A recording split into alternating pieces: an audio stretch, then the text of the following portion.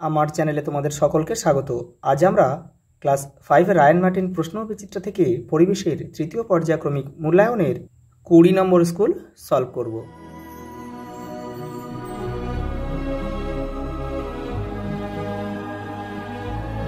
দেখো, প্রথম প্রশ্ন দেখো, কয়লা হলো একটি জীবাশ্ম জ্বালানি, জেনারেটর চলে ডিজেলে, হেলমেট পরার সময় বিশেষ করে ISI মার্ক দেখিয়ে পরা উচিত। 2009 সালে যে খুব বড় ঝড় হয়েছিল তার নাম হচ্ছে আইলা, আর সুনামি হয়েছিল 2004 সালে, আর আমফান হয়েছিল 2020 সালে। এটা 2004, আমফান 2020, আইলা 2009। জোয়ারের মূল কারণ হচ্ছে চাঁদের আকর্ষণ। দেখো পরেরটা দেখো, পশ্চিমবঙ্গের প্রধান খনিজ সম্পদ কয়লা, কিছু মানুষ গন্ডার মারে তার খড়গের জন্য। কয়লা গুঁড়োর সঙ্গে মাটি মিশিয়ে গুল তৈরি হয়। ছোট গির্জাকে বলে চার্চ আর বড় গির্জাকে বলে ক্যাথিড্রাল। গৌণ জ্বরের মূল কারণ কি? পৃথিবীর আবর্তন বা ঘূর্ণন। পরেরটা দেখো, দেখো বলছে সঠিক উত্তরের পাশে টিক চিহ্ন দাও আর ভুল উত্তরের পাশে ক্রস চিহ্ন দাও। দেখো, একটি তাপবিদ্যুৎ কেন্দ্র আছে ভুটানের ঝালং, এটা কিন্তু ভুল। তাহলে কি এটা তাপবিদ্যুৎ হবে না, এটা হচ্ছে জলবিদ্যুৎ হবে। জলঢাকা নদীর উপরে রয়েছে।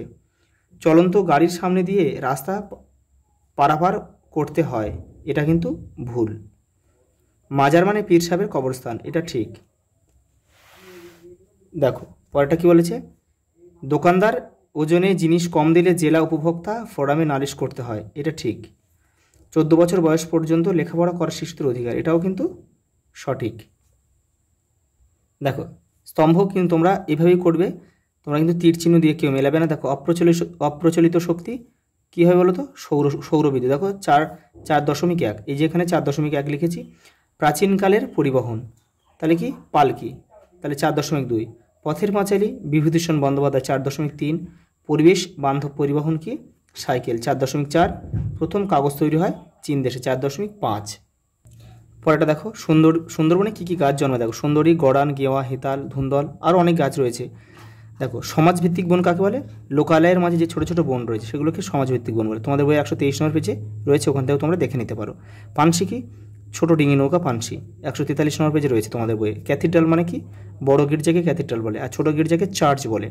আমাদের দেশে প্রথম ট্রেন চালু হয় 1853 সালের 16ই এপ্রিল। বিশ্ব বয়স্ক দিবস কয় পালন করা হয়? 1 অক্টোবর। দেখো এবারে কি রয়েছে, সুস্থ সামাজিক পরিবেশ গড়ে তোলার একটি উপায় লেখো। দেখো 153 নম্বর পেজে রয়েছে। এই দেখো তারা গাছ বাঁচান, গাছ বসান, গাছের যত্ন নেন, বিভিন্ন পশু পাখি পতঙ্গদের কথা ভাবেন। পরেরটা দেখো, ইংরেজি পেপার শব্দটি কোন শব্দ থেকে এসেছে? প্যাপিরাস। সূর্যের পর সবচেয়ে কাছের নক্ষত্রের নাম কি? Proxima Centauri.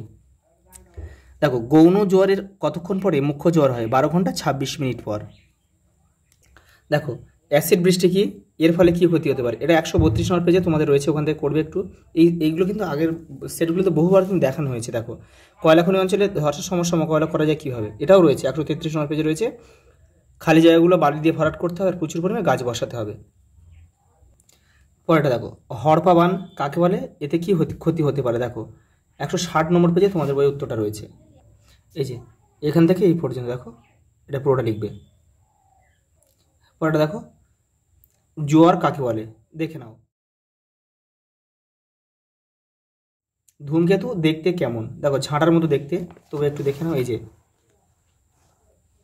দেখো ধূমকেতু আসলে বরফ জমা পাহাড়ের মতো ছুটে বেড়াচ্ছে আকাশে, মাঝে মাঝে সূর্যের কাছে চলে আসে, তাকে দেখতে লাগে অনেকটা ঝাঁটার মতো। এই পর্যন্ত লিখলে কিন্তু হয়ে যাবে।